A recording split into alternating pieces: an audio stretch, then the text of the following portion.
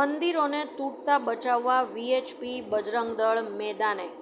ગાંધીનગરમાં સરકારી જમીન પર બનાવી દેવાયેલા મંદિરો દૂર કરવા માટે અપાયેલી નોટિસના વિરોધમાં કલેક્ટરને આવેદનપત્ર પાઠવ્યું.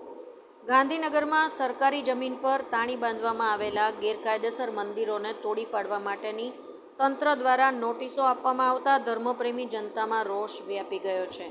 ત્યારે વિશ્વ હિન્દુ પરિષદ તેમજ બજરંગ દળની આગેવાનીમાં જય શ્રી રામના નારા સાથે રેલી કાઢીને જિલ્લા કલેક્ટરને આવેદનપત્ર આપવામાં આવ્યું છે. ગાંધીનગરમાં સરકારી જમીન ઉપર ગેરકાયદેસર રીતે બાંધવામાં આવેલા નાની દેરીઓ મંદિરોને દબાણના નામે તોડી પાડવા માટે તંત્ર દ્વારા સંબંધિત વ્યક્તિઓને નોટિસો ફટકારવામાં આવી છે.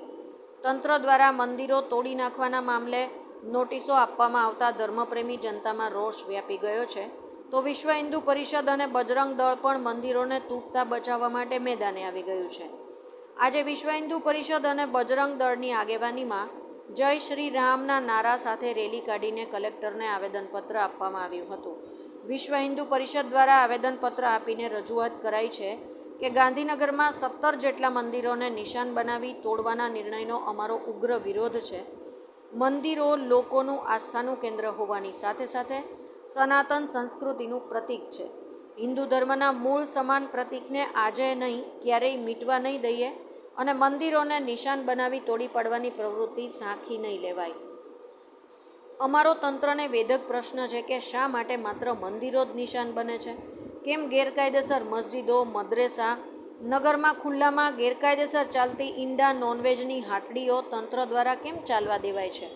અમો આપને ઉગ્ર શબ્દોમાં ઉગ્ર ચેતવણી સાથે ઉગ્ર વિરોધ સાથે સરકાર અને તંત્રનો માત્ર મંદિરોને નિશાન બનાવવાના હીન પ્રયાસનો નિર્ણય પરત લેવામાં આવે, અન્યથા આગામી દિવસોમાં ઊભી થનાર અશાંત પરિસ્થિતિની જવાબદારી પ્રશાસનની રહેશે. આ નિર્ણયને પરત નહીં લેવામાં આવે તો આગામી દિવસોમાં રેલ, રસ્તા રોકો, શહેર બંધ પાળી આંદોલન કરવાની પણ વિશ્વ હિન્દુ પરિષદ દ્વારા ચીમકી ઉચ્ચારવામાં આવી છે.